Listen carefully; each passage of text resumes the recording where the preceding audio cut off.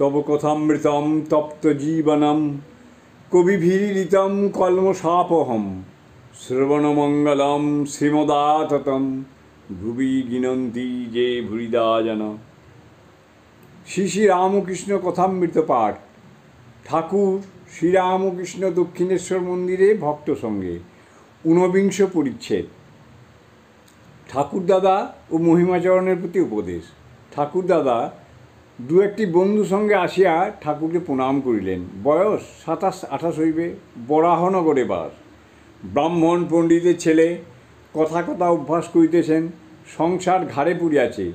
দিন কতক বৈরাগ্য হইয়া নির্দোষ হইয়াছিলেন। এখনও সাধন ভোজন করেন। শ্রীরামকৃষ্ণ: তুমি কি হেঁটে আসছো? কোথায় বাড়ি? ঠাকুরদাদা: আজ্ঞে হ্যাঁ, বরানগরে বাড়ি।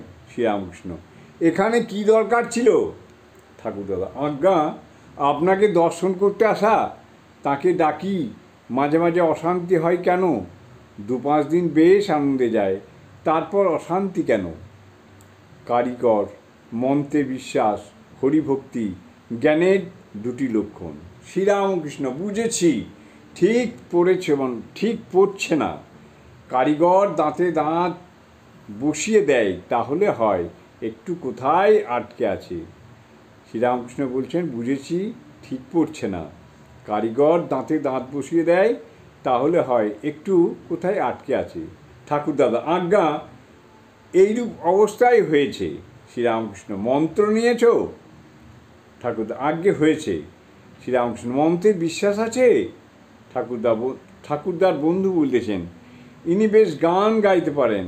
ঠাকুরদাদা বলতেছেন, একটা গাও না গো।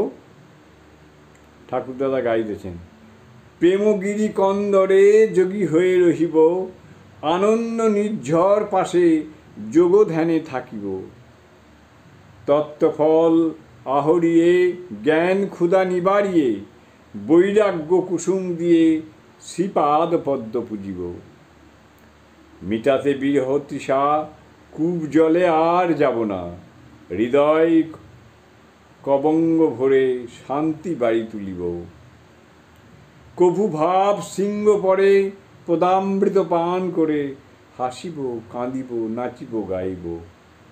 শ্রীরামকৃষ্ণ: আহা, বেশ গান। আনন্দ নির্ঝর, তত্ত্বফল, হাসিব কাঁদিব নাচিব গাইব। তোমার ভিতর থেকে এমন গান ভালো লাগছে আবার কি? সংসারে থাকতে গেলেই সুখ দুঃখ আছে, একটু আধটু অশান্তি আছে। কাজলের ঘরে থাকলে গায়ে একটু কালি লাগেই। ঠাকুরদাদা: আজ্ঞা, এখন কি করব বলে দিন।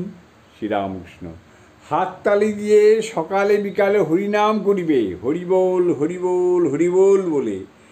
আর একবার এসো, আমার হাতটা একটু সারু। মহিমাচরণ আসিয়া ঠাকুরকে প্রণাম করিলেন। মহিমার প্রতি: আহা, উনি একটি বেশ ভালো গান গিয়েছেন। গাও তো গা সেই গানটি আর একবার। ঠাকুরদাদা আবার গাইলেন, প্রেমগিরি কন্দরে ইত্যাদি।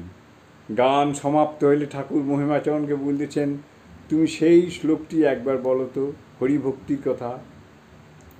মহিমাচরণ নারদ পঞ্চরাত্র হইতে সেই শ্লোকটি বলতেছেন, অন্তর্বহিঃসদি হরিস্তথাপা ততো কিম, নান্তর্বহিঃসদি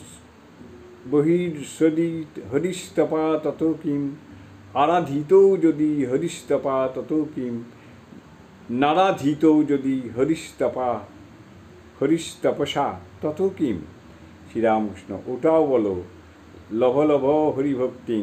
মহিমাচরণ বলতেছেন, বিরম বিরম ব্রহ্মণ কিং তপস্যা সুবৎস, ব্রজ ব্রজ দ্বিজ শীঘ্রং শঙ্করং জ্ঞান সিন্ধুম, লভ লভ হরিভক্তিং বৈষ্ণবক্তং সুপাক্কম, ভবনিগর নিবন্ধ ছেদনিং কর্তরিঞ্চ। শ্রীরামকৃষ্ণ: শঙ্কর হরিভক্তি দিবেন। মহিমা: পাশ মুক্ত সদাশিব।